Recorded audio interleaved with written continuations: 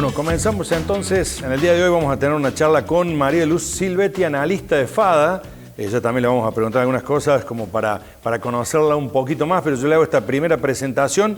Nos va a venir a charlar de este informe que temporalmente hace FADA una vez cada 6 meses, me decías, ¿no? Más o menos que se hace. Es así como vos decís, hace ya 5 años, cada 6 meses FADA elabora el informe de composición de precios para carne, pan y leche. Me dijiste que estás a cuánto de ser economista. Un par de meses, a una tesis A una tesis. ¿Sobre qué la estás haciendo? de vulnerabilidad externa y crecimiento económico. Ah, muy bien. Bueno, Nada que ver, otro tema. no importa, pero cuando la presentes te vamos a pedir que vengas y la muestres. Me parece bien. Che, contame un poco para la gente que es muy conocido ya el informe FADA, hace mucho tiempo que se hace, pero contémosle más o menos cuál fue la idea cuando se empezaron a hacer los informes. ¿Qué era lo que buscaba FADA con los informes? Bueno, un poco lo que se busca es educar a los consumidores o mostrar esta transparencia de cuánto peso tiene por ahí el Estado en los productos que consumimos. Y acá es cuando nos encontramos con esto de que, che, mira, cada 4 panes, cada 4 bollitos, uno nos comemos de impuestos.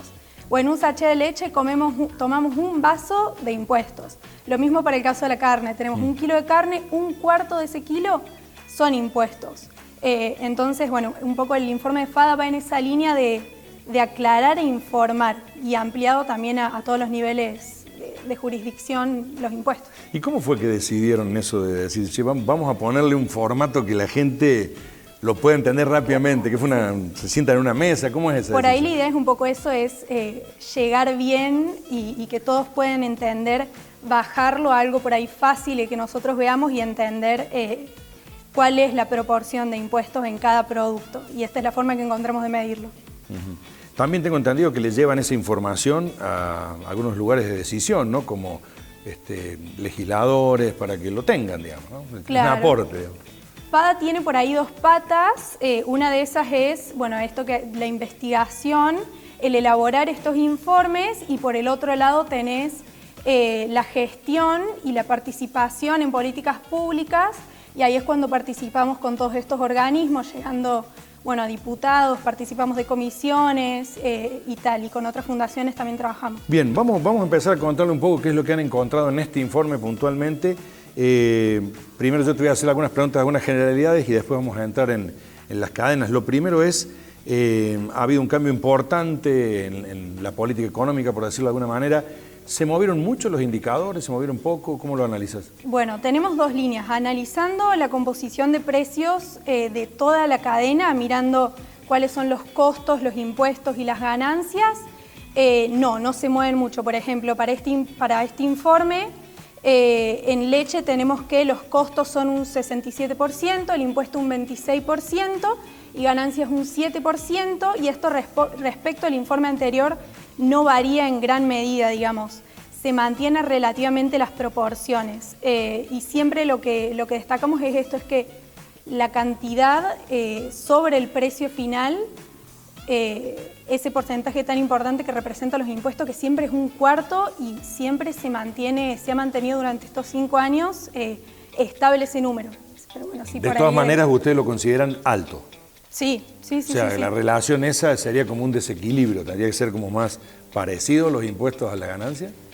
Sí, es un desequilibrio, y más si tenemos en cuenta que por ahí el Estado juega como socio vago, digamos, en esto. Por ahí el tambero incurre en riesgos, o sea, tenés el riesgo climático, tenés las variaciones del precio de maíz para alimentar a las vacas, te varían los costos de todo lo que tiene que ver con la salud alimentaria, el precio en combustibles. Digamos, incurrís en riesgos y aún así siempre aportás. Ponele, hasta hace los últimos 3-4 años el tambo operó con pérdidas. Y aún así todo siguió aportando. Y por su parte el Estado, que por ahí no incurre en estos riesgos, sigue recaudando. Entonces por ahí, de ahí se ve esto que venimos diciendo de qué injusto que es que el Estado se lleve 1/4 y que este porcentaje sobre el precio final sea mayor que el de las ganancias. Cuando ustedes analizan los impuestos, analizan nacionales, provinciales y municipales, ¿no es cierto? Exactamente. Cuando hablamos de... cuando hablamos de impuestos, analizamos para los 3 niveles de jurisdicción. Nacional siempre es el que más participa, tiene alrededor del 70-80% de los impuestos de todas las cadenas y para todos los productos. Son nacionales, entre el 20 y el 15 suelen ser provinciales y el 5% suele ser municipal. Y dentro de eso, bueno, el que más se destaca a nivel nacional es IVA. A nivel provincial vemos por ahí ingresos brutos y en municipal las tasas de comercio e industria. Me decías que hubo en algunas de las cadenas un poquito de baja de impuestos, pero se compensó con la subida de costos, ¿no es cierto? Claro, yo lo que te decía es que, por ejemplo, en pan y leche vemos que hay un incremento en los costos respecto al informe anterior. Sí, sí. Y una caída por tanto, en el resultado, en las ganancias, y eso es lo que hace que tengamos una caída en los impuestos. Por ahí hacer un poco hincapié en esto, no es que bajan la alícuota, sino que debido al que la mayor parte de los impuestos estos, IVA, ingresos brutos, te termina recayendo dependiendo cómo va el resultado económico. Exactamente. O sea, digamos, se gana un poquito menos y se recauda un poquito menos, Tal digamos, cual. en definitiva. Bien, contanos algo más de las cosas que ustedes han encontrado que les han parecido importantes dentro de las cadenas. Bueno, dentro de la carne, si miramos por eslabones, hacemos el análisis por eslabón, la cría dentro del precio final participa un 28%, el feedlot participa con un 24%, el frigorífico con un 2% y carnicería con un 21%. Impuestos un 25%, es decir, impuestos se desglosa y no se tiene en cuenta acá cuando hablamos dentro de cría tenemos cuenta costos y ganancias, pero no el impuesto. Para el caso de la leche, el tambo participa en el precio final con el 28%, la industria con el 26% y el comercio con el 20%, y tenemos de nuevo acá impuestos con un componente grande de 26%. Lo mismo pasa para el pan. Y acá se ve mucho, por ejemplo, el trigo, un 8% participa sobre el precio final, frente a 24% que participa impuestos. Molino tenés un 4% también bajo y panadería 64%.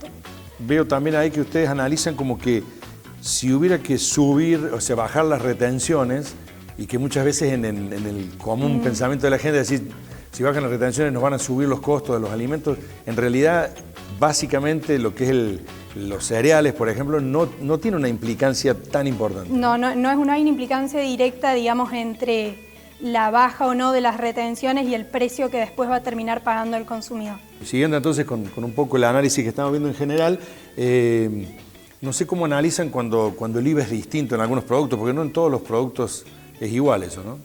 Así es. Bueno, primero haría la aclaración de que si bien las alícuotas del pan y leche son reducidas,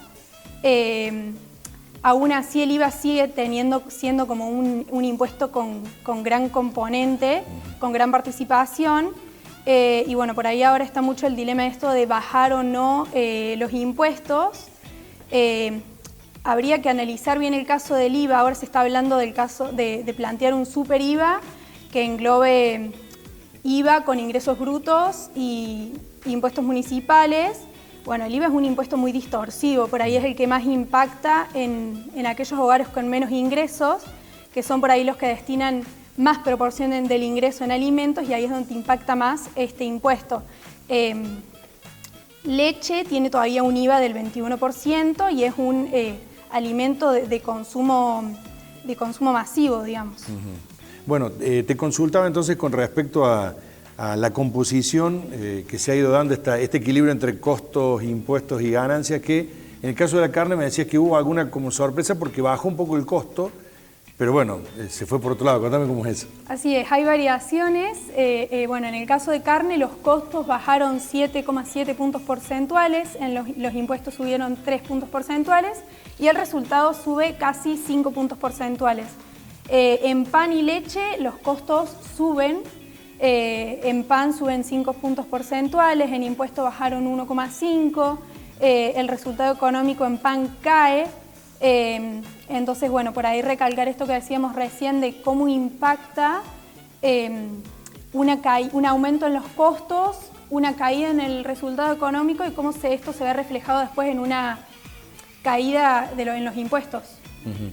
En varios momentos estuvimos charlando y vos me decías como esa gran diferencia que hay entre lo que se le paga a un productor y lo que termina saliendo en la góndola. ¿Cómo lo analizan? ¿Hay alguno que sea de mucho impacto, de mucha diferencia eso? Bueno, en el caso del pan, es impresionante cómo se ve que el trigo participa sobre el precio final en un 8%, el molino un 4% y panadería 64%, impuestos 25%. Entonces, sí, digamos, viene participando más el Estado en el precio final que, por ejemplo, el eslabón trigo, que sería la producción primaria.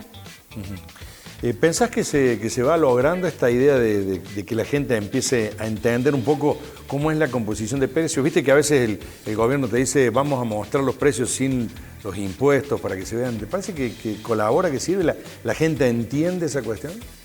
Me parece que está muy bueno el educar a los consumidores, esta transparencia. Por ahí, bueno, hace no mucho el ARCA saca una medida que desde enero empezó a impactar en grandes empresas y ahora desde el mes de abril vos deberías verlo en el ticket o factura, de esto de separar el IVA del precio final. Entonces uno puede ver, bueno, mira, esto me salió el pan o esto me salió, se puede ver hasta en una remera, mira, esto me cobraron de IVA. Entonces la gente ve y me parece que está bueno porque vas teniendo como una noción de cómo participa el Estado en el precio final. Aunque seas un consumidor final, te van a tener que dar un ticket que tenga detallado, sí, digamos, sí, ¿no? sí. Lo que ve uno cuando es responsable inscripto, lo va a ver todo el mundo. Tal cual, sí. Eso te parece que va a ayudar mucho, digamos, va a ayudar. Me parece que está muy bueno. Bien. Bueno, te quería agradecer por haberte tomado este tiempo y previo a que empezáramos a grabar me contabas lo de los monitores, que son también información de FADA, así que ya te vamos a tener contactada. Es así, desde ya te vamos avisando, pero bueno, vamos a seguramente compartir eso, así que muchísimas gracias. Bien.